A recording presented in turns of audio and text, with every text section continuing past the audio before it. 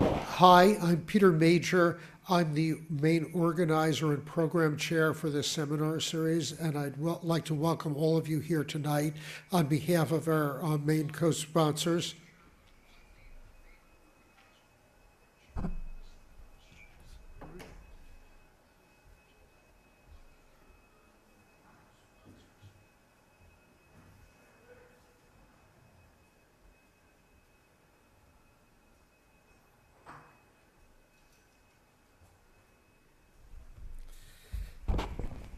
I'd like to welcome all of you here tonight on behalf of our co-sponsors, the Greater Boston chapter of the ACM, GBC ACM, and the Boston chapter of the IEEE Computer Society.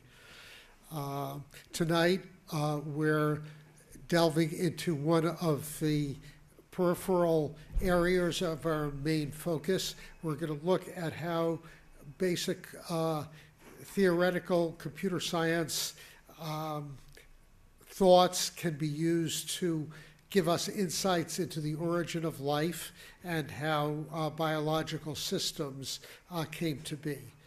And in order to do that, we're fortunate in having Hartman, who's an expert in that field, here to tell us a little bit about it tonight. Took his undergraduate degree at McGill and later at a graduate degree at Columbia in biochemistry, then went to Berkeley, where he led efforts to analyze origins of life in terms of iron silicates in clay and other mineral deposits, and how those could organize themselves into lifelike forms. He's written several books on the subject and has edited some conference proceedings, and has also advised NASA in alternative ways in which life can get started. With that, I'd like to turn things over to him, who will tell you a little bit about how the thoughts of Leslie Valiant and Alan Turing can be applied to getting better insights into how life got started. Hi. Okay. This talk is broken up into three parts, one of which we all should understand. The second one I think I'll understand, and the third one neither of us will understand. This is a famous joke by Niels Bohr, that his favorite talks starts off where everybody in the audience understands, and then he goes off to where he understands, and then the most wonderful part of the talk is where neither people understand. So what I've come to talk to you guys about, since you are computer aficionados, is that if you solve the problem of the origin of life, which I have done, then the question is, what does it mean? How do you interpret it?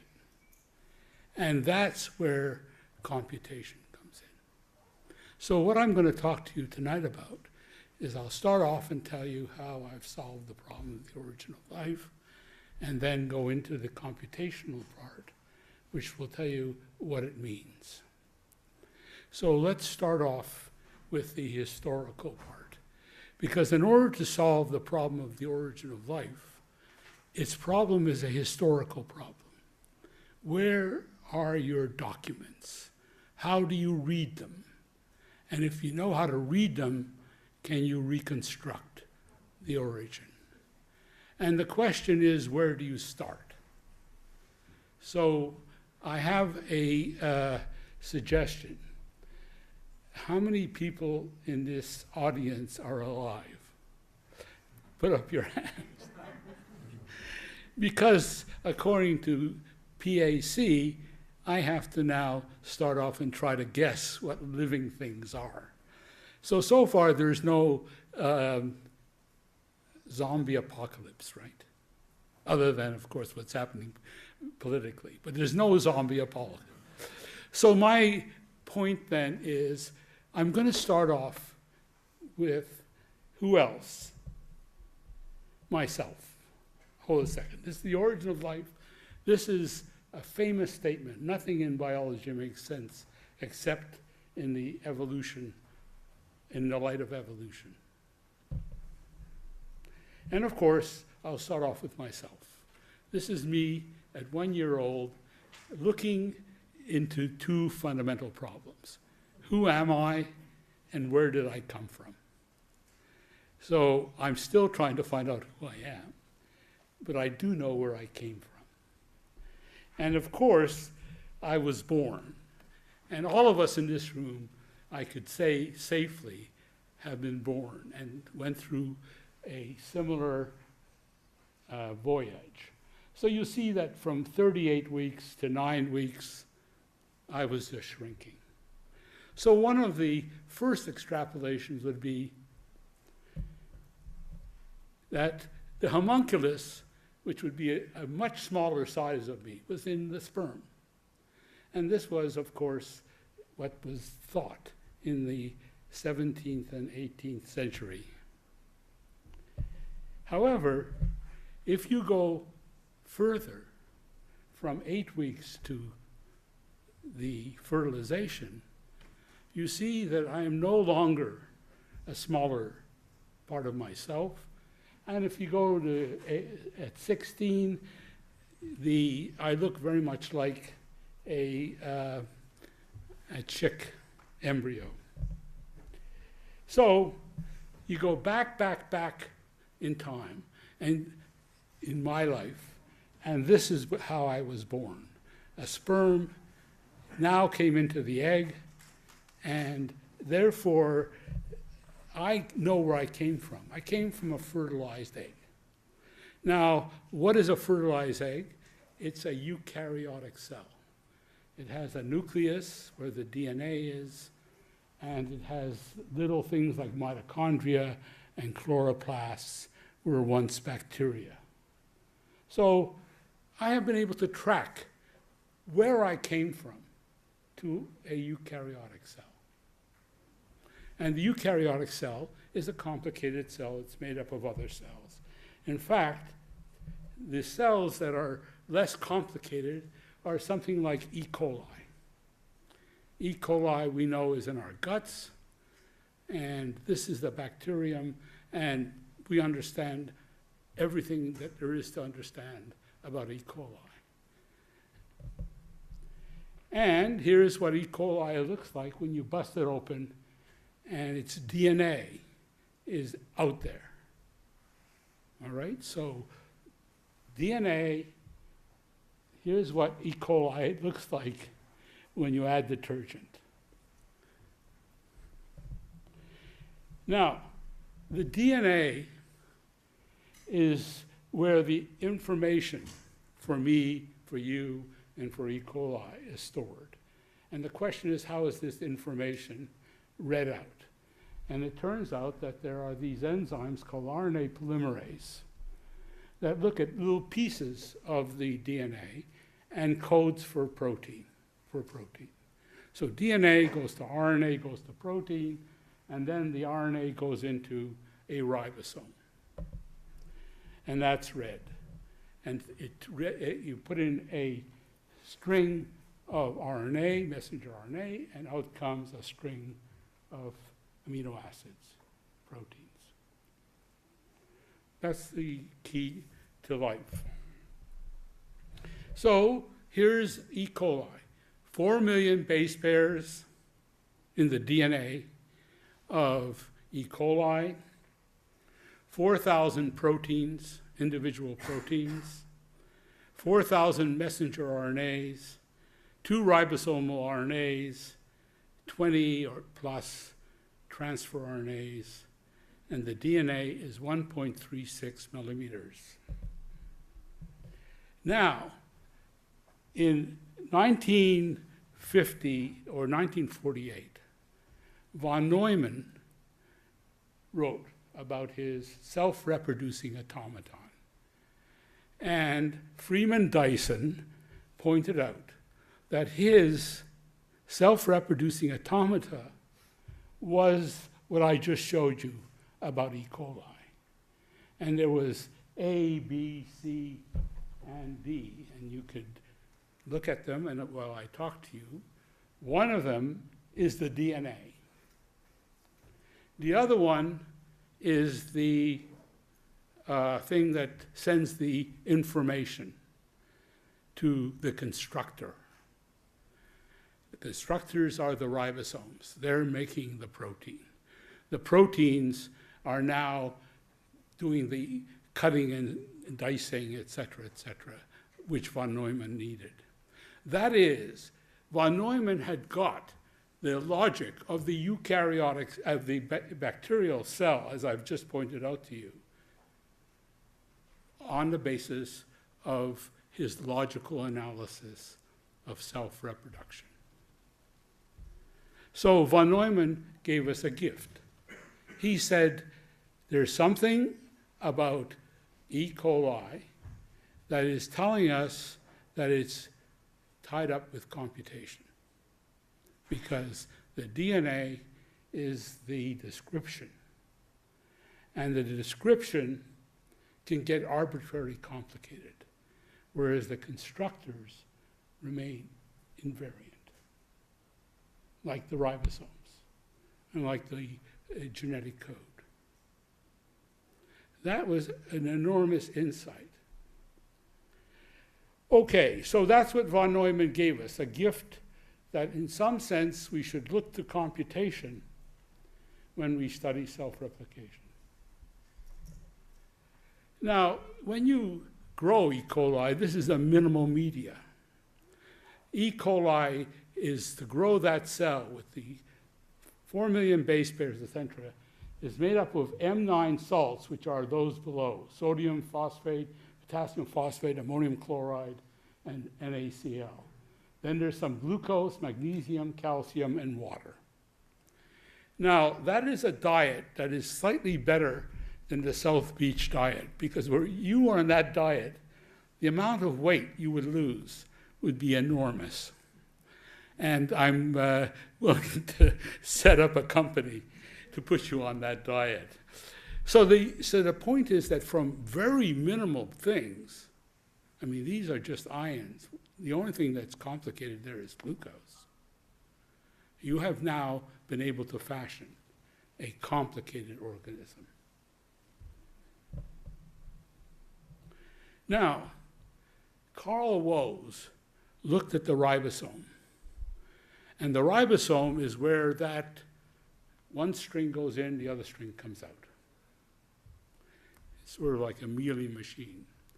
And the interesting point here was that there was an RNA in the small subunit, and there was an RNA in the large subunit, and the small subunit had 15,000 nucleotides.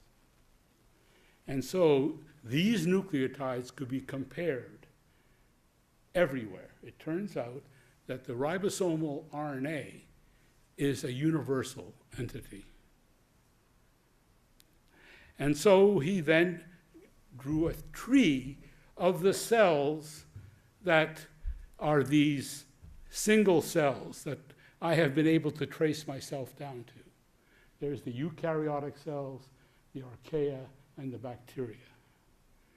And then my point is, what does happen when you look at the trunk of the tree?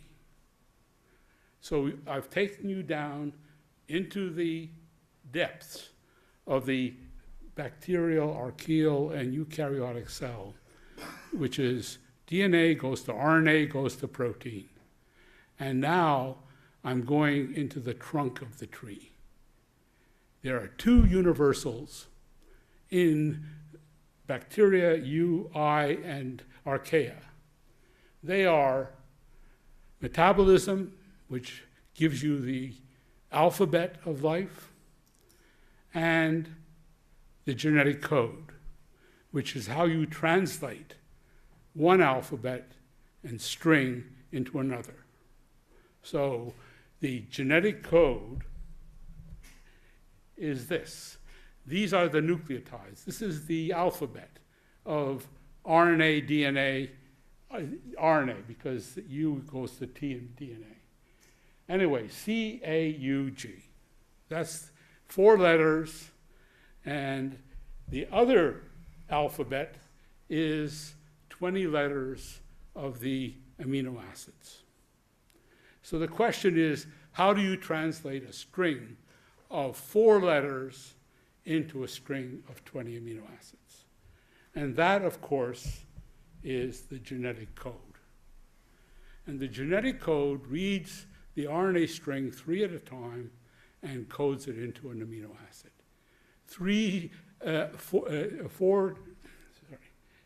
4 bases to the 3rd power is 64.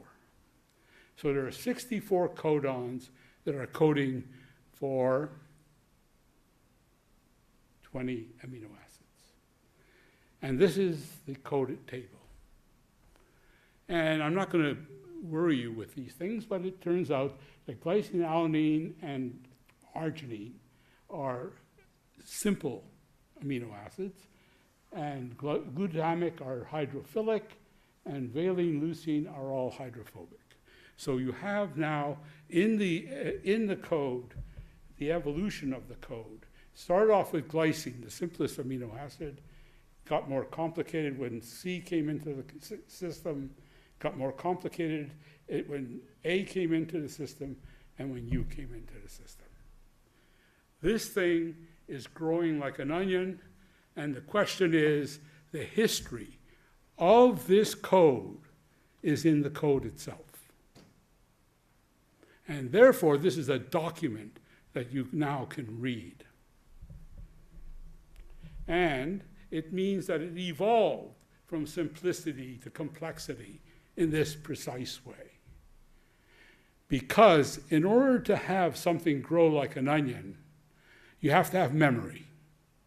You have to remember that something was simple, you grew on top of that, it got more complicated, and got more complicated. Remember, this works only if you have what I would call a quasi-invariant, which is like the genetic code. The same thing is true for metabolism. And here it's really interesting. We have these things called the biogenic elements: carbon, hydrogen, oxygen, nitrogen, sulfur, and phosphate. They did not come in together at the beginning of life. So if you look at the origin of photosynthesis, you can see that it came in 4 waves. It started off with CHO, then sulfur came in, then nitrogen, and then phosphate. So the code, the metabolism grew from a citric acid cycle, and here are the amino acids that are coming in waves from that citric acid cycle by a metabolic metric, and we're back to the fact that this thing can be peeled back to the citric acid cycle. Now, the question is, what on earth could have been the memory for this system? And the answer is clays. And clays are the memory, and they evolved, and it was on their surfaces that you evolved up first the alphabet and then the genetic code. And clays are what's known as solid solutions. And here is what clays look like when you look at the ions that are in the clay matrix. And it's all over the place. And these ions in the matrix determine the catalytic sites, etc., etc. Is there any evidence for this? Yes, on carbonaceous chondrites, you have a strike coupling between clays and the amount of amino acids and organic acids that are found. We have done a lot of experiments looking at how organic molecules such as amino acids and acids from the citric acid cycle catalyze clay formation itself. There's a very tight coupling between organic molecules and clay formation. And anyone who wants to know about the experiments, I'll be happy to show them. Okay, that ends up the first third of the talk. Is there any questions? Was this clear? Was this motivation why von Neumann was involved? Any questions at this point? I mean, some people are falling asleep, so I'm wondering, what are they thinking?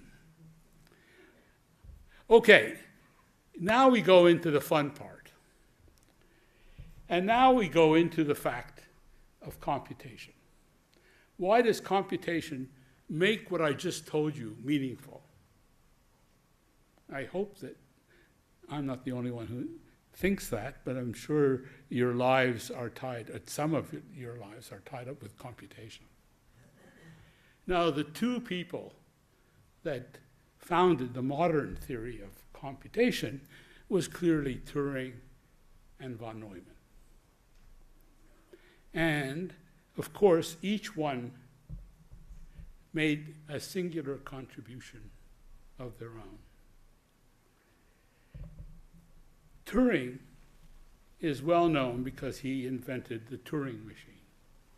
Now, the reason I put all this up there is I can't get a picture for an infinite tape, because you need an infinite tape to tell you what a Turing machine is. And it has a tape that is broken up into squares. Into the squares you put symbols, and the tape operates on the symbol. There's a finite state automaton that reads the symbol and then either erases it or writes over it and then moves right or left and changes the state in the finite state automaton. That's a Turing machine.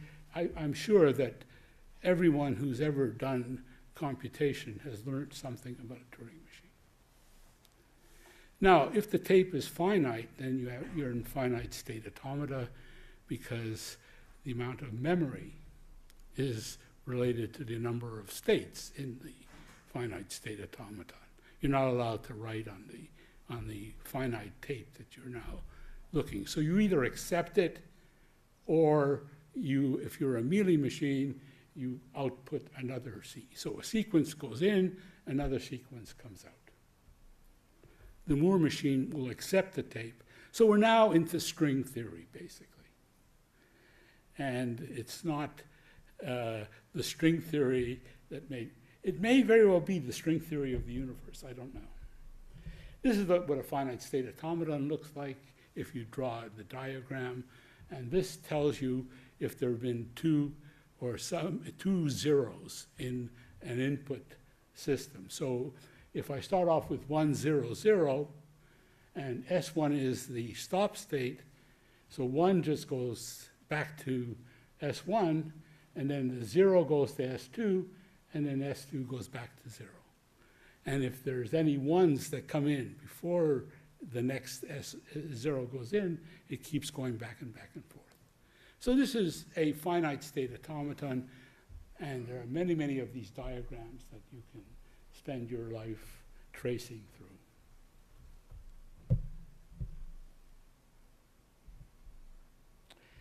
Now, the point that happens with these automata is associated with these automata. But before I go into the association of the automata, I want to say something about the universal Turing machine. So the Turing machine has three things that are associated with it, computationally wise. One is that it's an equivalent to lambda calculus, and therefore there's no better calculating device. You can't get any more powerful than a Turing machine. The second one is, of course, the halting problem. If I put a Turing machine onto a system and I say, will it stop, given an input? That's a halting problem. You can't solve that problem. The other problem is a universal Turing machine. And the universal Turing machine is one that will take any other Turing machine and the description thereof in terms of the finite state automaton and encode it on the tape. And then put an input on that tape, and it will mimic the machine that it's encoded on the tape. So it's a universal machine. It can do what any other Turing machine can do. And it was this notion of the description of a Turing machine, the description of a Turing machine that could be put on the tape, that's what led von Neumann to his self-reproducing automaton. Because that said that the DNA could be a description of any machine that occurs, and therefore that could go into the constructing machine and come out with a new machine. And that explained evolution, according to von Neumann. So the Turing machine, now the Turing machine lives on a tape. Now, associated with finite state automata of various strengths, there are languages. There are things that generate the string, which are called grammars. And then there are these machines that grow more and more powerful. So you have a regular language, which is associated with finite state automata. There are context-free languages with push-down automata, context-sensitive language with linear bounded automata, recursively enumerable languages with Turing machines. So the languages get more powerful as the machines get more powerful. So there's a tight coupling between the machine, like the Turing machine, and the sequences, and it can recognize and can generate. And this we'll come back to. Okay, so von Neumann, you recall, had invented this self-reproducing kinematic automata, which is the one that Dyson I told you about. And here's what he's doing. He's modeling self at even the most abstract logical. We need to place a kinematic automaton in an environment in which it can interact. This is coming from Burks. Burks wrote a number of books on von Neumann's self-reproducing automaton, and they're really interesting. So the environment will be composed of the same stuff as the automaton is made of, namely the various primitive elements just listed. He had listed 8 elements. Some of them were and or not gates. And then there were these other ones. Imagine an infinite body of liquid with infinitely many copies of each kind of part distributed in a random fashion over its surface. There are switches, delays, kinematic elements, cutting elements, fusing elements, rigid elements, and sensing elements floating on the surface. Imagine that they're moving back and forth, random motion after the manner of molecules or of a gas. On this arrangement, an indefinite supply of parts is available to any kinematic automaton which floats on the surface of the lake.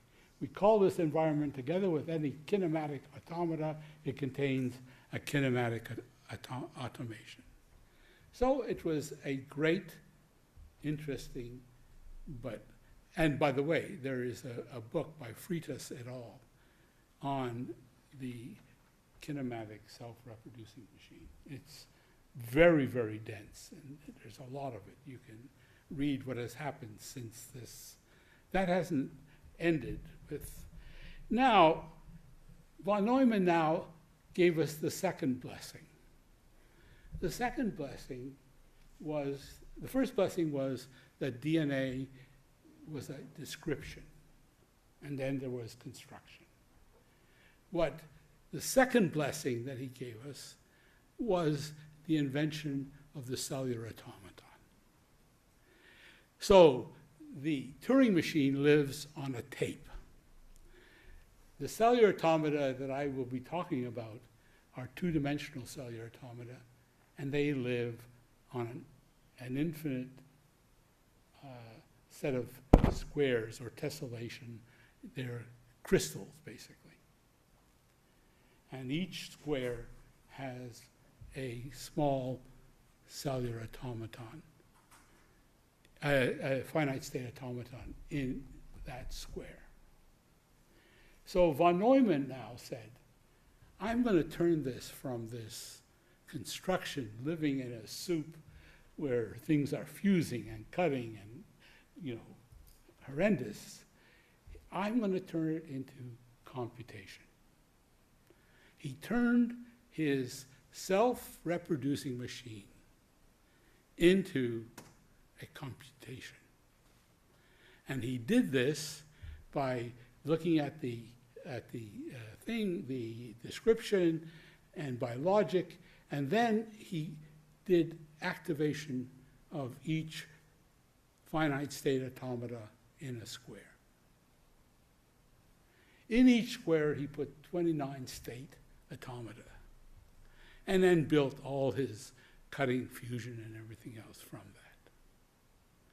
Therefore, he turned self-reproduction into computation. This is now, just as Turing turned computation into the Turing machine, he turned his system into computation. Now, the world is no longer swimming in a soup. This thing is, you activate a tape and a reader of the tape, and then you activate the squares.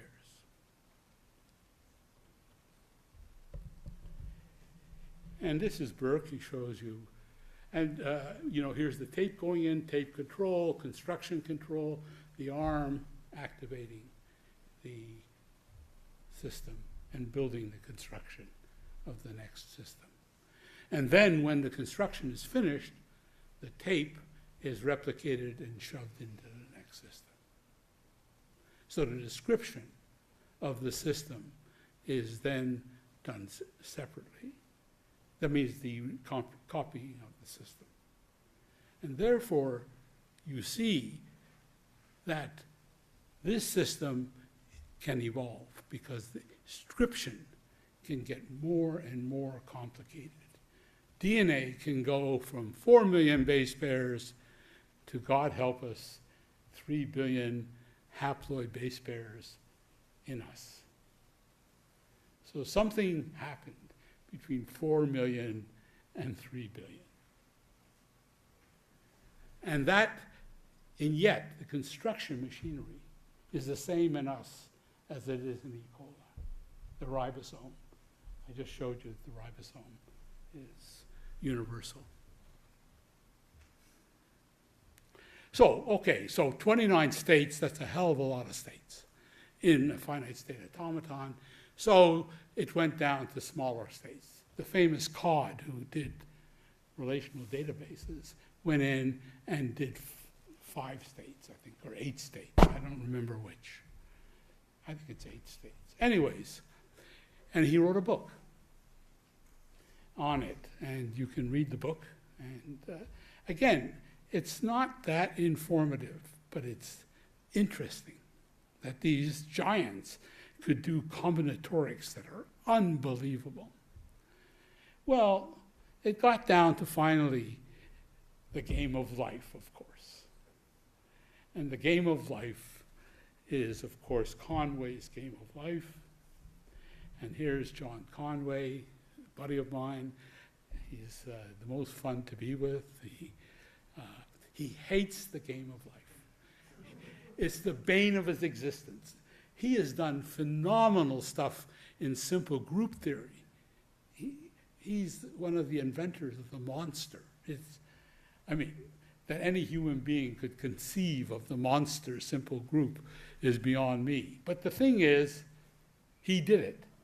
But the game, every time anyone sees him, they talk about the game of life. Well, anyway, what is the game of life? Well, you have no longer something sticking out its arm and activating it. What you now look at in the two-dimensional cellular automata is neighborhoods. So you have a square in the center, and this is a Moore neighborhood. I think this is a von Neumann neighborhood. And north, south, east, west.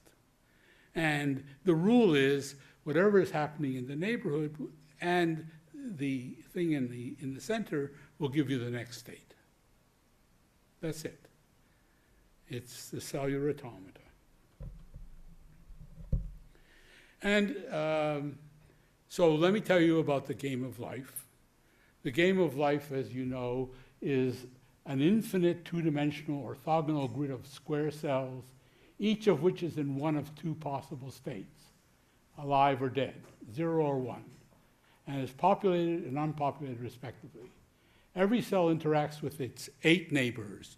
That's the ones that also include the ones on the corners, which are the cells that are horizontal, vertical, or diagonal adjacent. At each step in time, the following transitions occur. Any live cell with fewer than 2 live neighbors dies out of loneliness, of course, as if caused by underpopulation. Any live cell with 2 or 3 live neighbors lives on to the next generation. Any live cell with more than 3 live neighbors dies because of overpopulation. Any dead cell with exactly 3 live neighbors becomes a live cell, as if by reproduction. Those are the rules. They're not that complicated. And, of course, you can build in the cellular automata various kinds of seeds, basically. And there's one, you put the square things in, and they don't do anything. The other ones flip back and forth if you only do 3 things. And then you have the most important one, which is the glider. The glider moves. And it was the glider and the glider gun which then allowed Conway to prove that these systems were, how should I say it, Turing machines and universal Turing machines. So you could build the universal Turing machines from these simple things. Now, it's a horrendous combinatoric. You can go on the web and ask, what has happened in terms of the game of life and universal computation? And you'll see it. It's really amazing. It's glider guns, and it's an amazing thing. And in fact, they claim that they've done a universal constructing machine.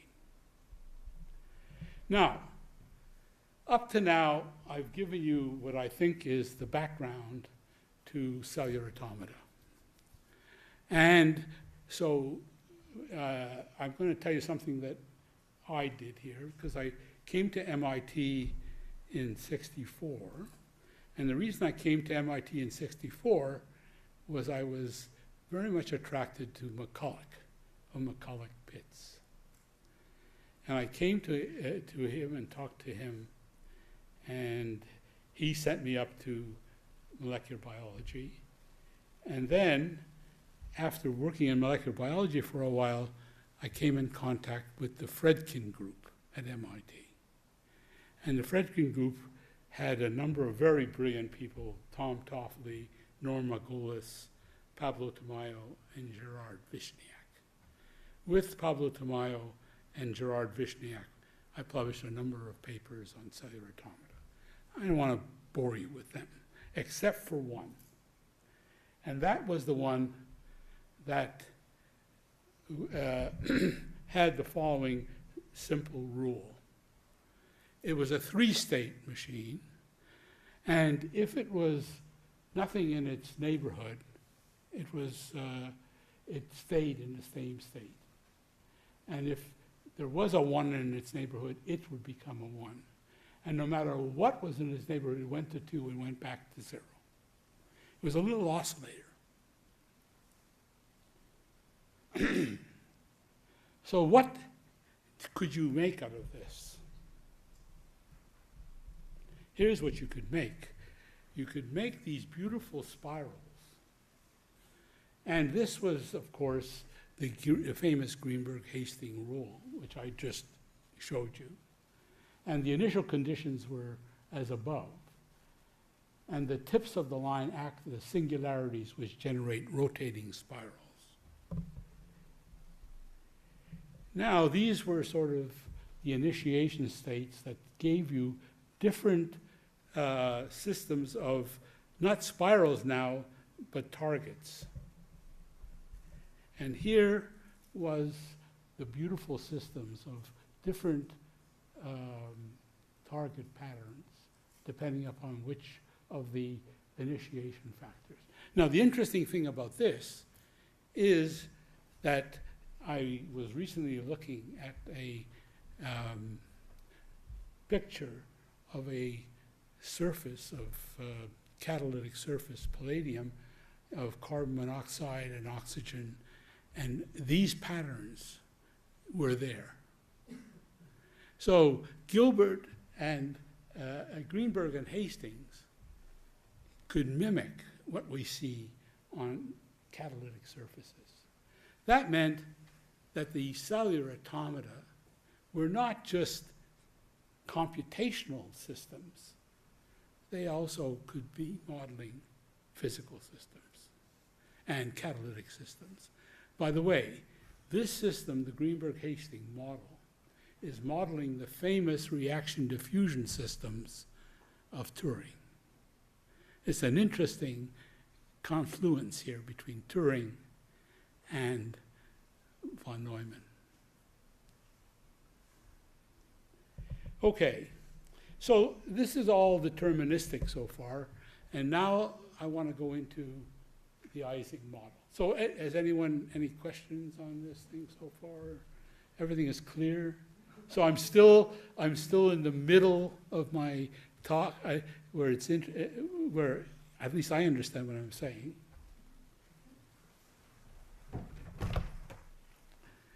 Okay, Ising. Ising models are the next big statement. And Ising models are spins on the vertices, and they interact by either ferromagnetic or antiferromagnetic. Ferromagnetic is they line up together, antiferromagnetic, they line up opposite. This is an Ising system. This is the Hamiltonian. It tells you the J tells you the amount of energy between these systems. So if you have it this way, there's energy. If you have it this way, it's different. And there's a conjugate field. And if you look at what these systems do, these are two-dimensional systems. They go through a phase transition, and the phase transition will be all up in the ground state or all down in the ground state. And the reason that determines, which breaks the symmetry of the system, is the conjugate field. If the conjugate field is slightly up, then these things will all go down and be up. And here is what the energy diagram looks like, the free energy. You see these two valleys. Now, what happens if you mix ferromagnetic and antiferromagnetic at random?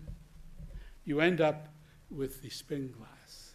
And spin glass is many, many, many valleys. Now, the Ising system contains the ability to remember one bit. Did it see a conjugate field that was up or down? These systems can remember an infinite number of different things, because the conjugate field could be very, very complicated. And the ground states are very, very complex. Now, the interesting thing about spin glasses is that they are very, very powerful computational devices. And here is the complication of Ising spin glass models. and you could read about them if you want. And now there's a book. What do these things calculate? What do these statistical mechanical systems calculate? They calculate combinatoric optimization, such as the traveling salesman problem, such as the Chinese postman problem, such as putting catalysts on the surface and looking at the amount of stuff that moves. These are very powerful systems. They also, by the way, intersect with the great problem of complexity. As you all know, the traveling salesman problem is NP. And if you make it finite, it becomes P. But the thing is that you are now in the realm of computational complexity. And now, just to finish off this section, here is where simple universal models captured all classical spin systems. I just gave you the Ising model, the plus minus J2 model, the Ising model. So computation versus Hamiltonian. So up there, set of translational rules, Turing machines with instructions, and then a polynomial enlargement, and we get the universal Turing machine. Here, you start off with a Hamiltonian simulator with parameters, you enlarge it, polynomial enlarge it, and you get the universal spin model. So spin models can essentially model any spin system in 2 dimensions. So the statistical mechanical system is a very powerful system. Okay. So now, I have another 15 minutes? Sure. Okay. So now I'm going into the part of the talk where even I don't know what I'm talking about. Up to now, everyone understands what I've said. There's no controversy. Good. Whew. I thought by now I'd be ridden out of town. Okay, so what do I want to do next? What I want to do next is to deal with a book that I read. I just want to make a number of suggestions. There's this book on Turing that I would suggest by Chris Bernhardt. And I also, since in this part of the talk, I'm going to be talking about Marvin Minsky. His book on computation, finite and infinite machines is one of the best books I've ever read in the subject. It should be republished as a paperback. I don't understand why it isn't. And the reason I don't understand that is because he is the father of AI, one of them. But I would call him the real father of AI. He wrote a book called Step Towards Artificial Intelligence. It was a great book. Not a book, it was a paper. His great book is Computation of Finite and Infinite. Now, what he talked about in that paper was pattern recognition. That was not being done well by the computers at the time. The computers at the time were built on Turing and progeny. And of course, the switching circuits were all based on Shannon's Boolean algebra. But there was a group of people that were using McCulloch-Pitts neurons in order to do their calculations. And McCulloch-Pitts neurons were ones where the neurons had various thresholds, and you get 2 neurons coming in, synapsing, and depending upon the threshold, it would be and, or, and even not. So that means you can do anything. Once you have and, or not, you can build whatever you want. So Marvin Minsky, if you read the book on computation and finite and infinite, you will find that the first part of the book is all based on neural nets. Second part of the book is based on Turing machines and finite state automata. Now, what happened was that Frank Rosenblatt decided to use neural nets for pattern recognition. And he invented the perceptron. And Marvin Minsky and Seymour Papert looked at his system, and they said, this is very weak. And the reason it was weak, it couldn't calculate XOR as one of the Boolean functions. So Frank Rosenblatt gave up the perceptron, and the perceptron then died. Until Sejnowski and Hinton reinvented it. But now they made it more complicated. They put it in a hidden layer, and they had back propagation. And that is what has given us deep learning and an enormous power of pattern recognition. The machine is called, under various names, the reduced Boltzmann machine or the Boltzmann machine. And that is what the great revolution in the present day computation is about in AI. Now, there is a problem here with this pattern recognition. And the problem is as follows. It came to me, anyways, to think about it when the game of Go was such that these machines beat the world's champion. And it trained itself on playing games against itself forever.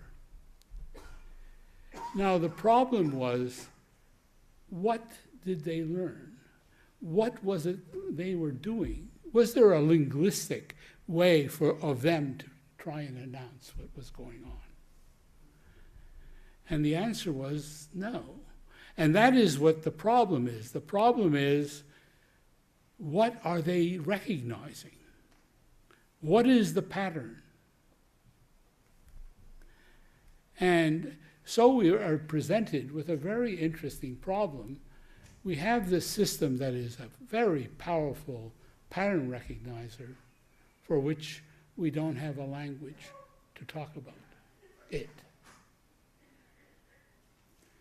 So the reason that came up, and I thought was important, was because I started reading a really interesting book, which I recommend to all of you. It's not an easy book to read. It's called Probably Approximately Correct, which is, I'll give you the definition, by Leslie Valiant, who's here at Harvard in the computer science department. So, PAC, probability approximately correct learning, is the process of learning from examples, like I just found out what life was from this audience, where the number of computational steps is polynomially bounded, so it's complexity, okay. And the errors are polynomially controlled. And one of the things that he gives as an example of such a PAC is the perceptron. The other examples that he gives is a series of, how shall I say it, things that you can put into and, or not, propositions of various kinds, or features of various kinds, say 20 features. And you're trying to learn to categorize a group of people. So I know that all you guys are alive, but if there was a zombie apocalypse group, I would have trouble. I have to get a new set of features. So, but these are two very different things. To learn by a perceptron or its derivative, the Boltzmann machine, which is a thing, is great. Now the problem is, how do you talk about it? So he does, in this book, a number of things. The first one is calculable. You know, he has a set of chapters, one of which is the learnable. The next one is the evolvable and the deducible. So there's 3 stages. The learnable, and there you need an invariant. Something is not changing every time you look. And also the learning algorithm has to be sufficiently not complicated. The evolvable. This is something interesting. He has now equated learning with evolution. So, if you look at the perceptron, you are constantly learning new patterns. And the question is, are those patterns realizable or not?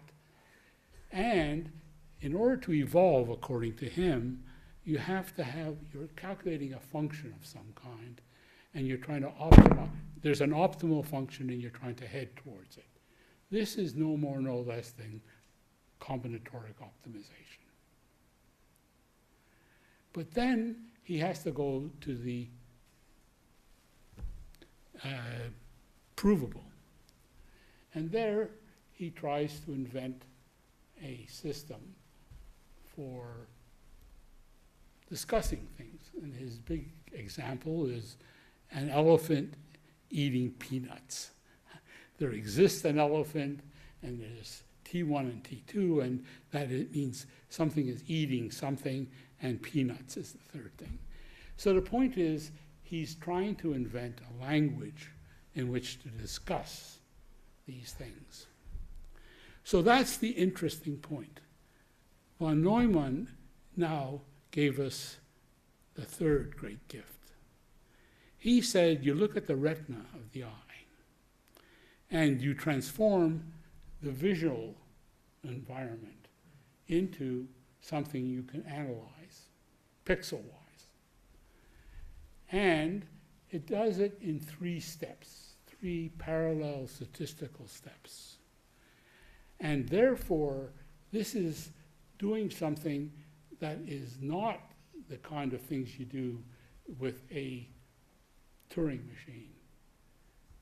No step can make errors and stuff like that. And so, he said that the language of the brain, which is parallel, statistical, and not deep, must be different than the language of mathematics and arithmetic. And the logic and arithmetic of the brain is different. And you can look it up in the computer and the brain in his last. That's the gift. The gift is, if you're going to do it parallel, statistical, and pattern recognition, how are you going to talk about it? So I just want to end up going back to the language system that I showed you, because what I showed you happened in life itself. It started off with the alphabet. That alphabet was generalized by pattern recognition and probably and statistically correct. The genetic code is now a language. And it was the transformation from the alphabet into a language that is the deep part of the origin of life. And so that thing where you go from regular language to stacked, push-down automata and all the rest of it, that is an evolutionary sequence when you end up to the genetic code full and the DNA full, and then you go on and form E. coli. So the deep understanding for what happened in the origin of life, which I've given you the solution to, is that it was an evolution from probably approximately correct to language. And finally, what happened, and here's von Neumann's final gift to us. Von Neumann's final gift was that this probably approximately correct language is the way it started. It evolved into the genetic code. And that genetic code then evolved the E. coli, or something much simpler, of course. And therefore, the origin of life is trivial. It started simple. It was clays and interacting with CO2 and nitrogen and the elements. Evolved up the alphabet, polymerized the alphabet into the genetic code. And so that is, it happened once before, once again, and that of course is us. Since I'm now talking to you, sometime in the past, some hominid or hominidia discovered language. And you went from perception to linguistics, and from linguistics to theory, and from theory to us. And finally, the deep problem here, and this is a problem we've now stepped into, is and now I'm putting on my philosophical hat. What he thinks very strongly is that Hume, who believed that what you know and what you can know, like for causation, is only statistical correlation. Causation is all you can know is statistical correlation. Kant, on the other hand, said, no, in order to know causation, you have to have modal logic, possibility, necessity, and so finally, what has happened in the origin of life, we are now presented with the deepest problem in epistemology. Thank you.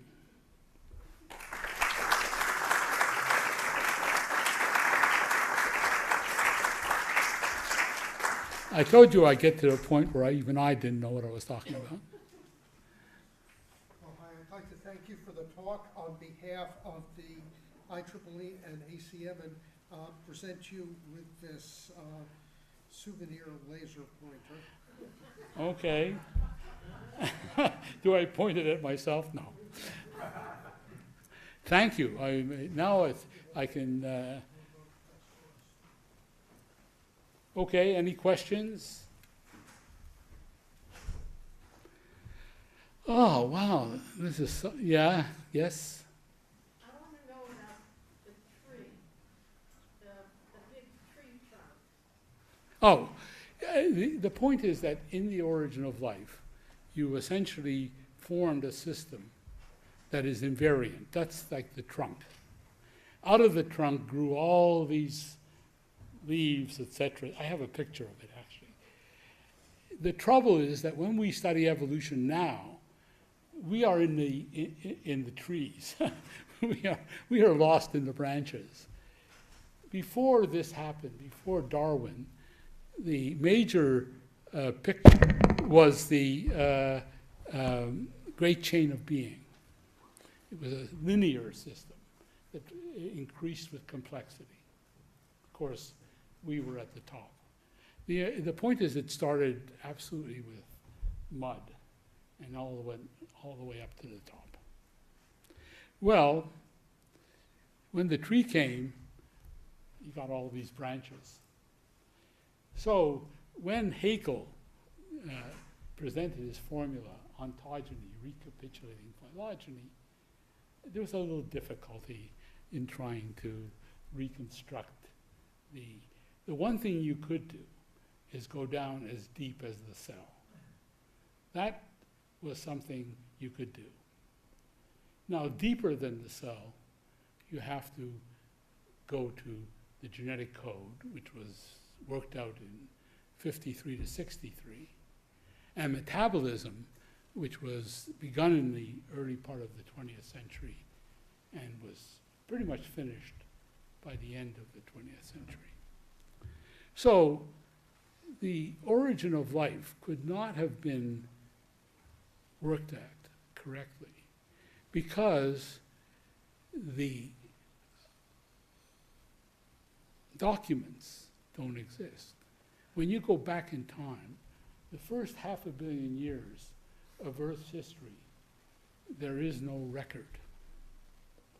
And an origin of life took place in that 500 million years. So that is, of course, why everybody is yelling and screaming at each other, because there is no documents. Therefore, you have to go someplace else. And the two places that you go are to the carbonaceous chondrites, which are these rocks that come from the asteroid belt, which is between Mars and Jupiter.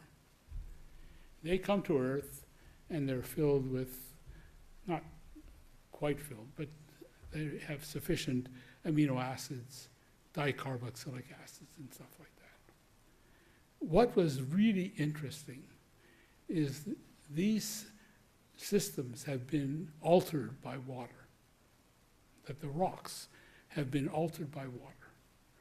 And the alteration of these rocks by water, the more alteration there were, the more amino acids and more dicarboxylic acids there were. So these are the oldest rocks in our planet system. They are 4.5 billion years old. I claim they're showing you the early stages of life. Life started off, it was trivial. The second point is you go to Mars. And Mars seems to have that 500 million years that we are missing on Earth. And guess what that 500 million years is called? It's called the clay era. And there are clays, and the kind of clays that there are on Mars are the kind of clays that you want for the origin of life. They have a lot of ferrous iron and therefore a lot of redox chemistry. So there you have it. Now, you may not know that the Earth, as now it's constituted in terms of rock cycles and water cycles, the most abundant mineral on the surface of the Earth is clay. Not only that, so therefore the Earth is a great factory for clays. Second of all, clays are the most important minerals because they are essentially dominating the soils. You could not have, my wife could not grow vegetables or flowers without clays. In the soils, the interaction between organic molecules and bacteria and clays is so intense. There are some people who believe that clays are biominerals. That means in order to make a clay, you make it on the surface of a bacterium. So the reason that clays, and everyone sits down when you say clays, they say, well, it's in the Bible. And I always say, no, it's not in the Bible. What happened was that clays invented life, and life evolved into man, and man created God. So clays created God. Now, the other point is that, all right, so whether clays exist and whether clays stay at the bottom, I am saying to you, given this onion heuristic, the origin of life was simple. The hard part is evolution, the evolution of life. That is the gift that von Neumann gave us. You start simple, and the description gets more and more complicated. And yet the constructive machinery is the same. There we go. Origin of life is simple. The way to look at it deeply is in terms of computation. There are two kinds of computation. There's the Turing machine and there's the Ising machine. And they help us evolve life as we know it. Simple. You guys can go home and stop praying. Yes? When you say that we no longer have a record, or we can't see that first 500 million years or so, Right. are you saying we no longer have the same conditions that exist, or what I think you're saying is we have so much more that we can't actually see the No. we had only that. Let me tell you what the records look like if you're going back that far. You have to have a rock. And in that rock, there's got to be some evidence of life. Could be a form, you could see a bacterial form, or a carbon system in that rock whose isotope is sufficiently lifelike as opposed to non-lifelike. That's it. So the point really is there are no rocks. That's the problem. If there were rocks, we would be Mars. We would be seeing all this beautiful clay formation. That's the problem. The problem is that our rock system is constantly turning over. We have a very dynamic rock system. We don't have old rocks that, in a sense, themselves evolve into different structures. No, but at 3.8 billion, you can already see rocks, and you can also claim that there was life there. So from 3.8, it gets better and better as you get. Rocks get destroyed at a certain rate, and by the time you get to about 4 billion years, maybe we'll be lucky someday. Yes? So, you mentioned that the life started simple and then the descriptions became complex. Exactly, yeah. Is there a way to say that what choices were made, what pathways were taken, why they became so complex? Well, you see, evolution grows like, there are no laws in evolution. What you have here is amplification of unique events that depend on the environment, okay? Now, the environment of life in origin was very simple. It was just some gases and some, that's it, and some water and some ions. I just showed you what E. coli grows on. So the point really is that the description that's evolving will depend on local chance events. When you say, in historical, that's why it's a historical problem. It's not a problem that you go in the laboratory and do the experiment because you don't know what the conditions are. So we can explain the history but can't predict from that. Is that the thing? So you can explain the history and what? So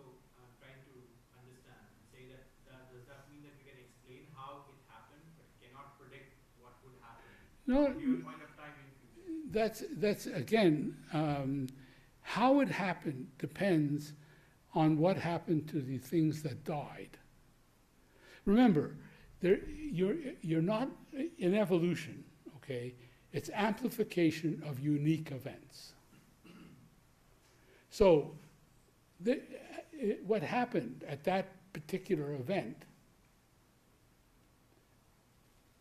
it's hard to reconstruct a particular event. How do you do that? But you can say, this survived because you're sitting there. Because something survived that crawled out of the water that eventually ended up with you. So what was the event that allowed it to crawl out of the water? Well, you have guesses. You could say it had air bladder that turned into lungs and stuff like that. The retrodiction is as difficult as prediction when you're dealing with life. That's why you were fortunate, because when you deal with the invariants, all the ones that tried D amino acids and L amino acids and all kinds of stuff, they're not here anymore. They got chopped off. They got chopped off, okay? And once they get chopped off, you cannot tell what happened. So we are the result of survivors. What they survived, God knows. I mean, look, the thing that happened with the bolid that came in 65 million years ago wiped out the dinosaurs. And out of that crawled out these three groups, the mammals, the birds, and the reptiles. Can you say, why them? That was actually the question. That we, like, if we run the experiment again, would we end up with Homo sapiens again? I don't know. It's hard to say. Yeah. It's hard to say. And the answer is, I hope not.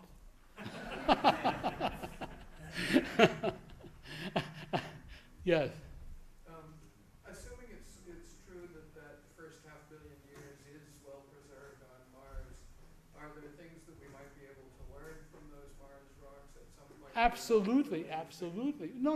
What might we be able to learn from them? Well, like in the latest, they sent a mission to Mars, and they've been looking for organic molecules on Mars. And the only major discovery they made was they dropped in and they dug down deep and they found clays. And these clays were made in lakes. That's it. So had they gone, there was big arguments. People wanted to send them where the clays are. They went where the geologists want, because they had these sort of sedimentary systems that God knows what they are. So 3 years into the thing, they have one major event, clays. But of course, I was jumping in joy. I said, this is the best thing they ever discovered on Mars, other than reflectance spectroscopy. Okay? Well, I think Hy will be around for a while to answer more questions informally, so let's thank him again for the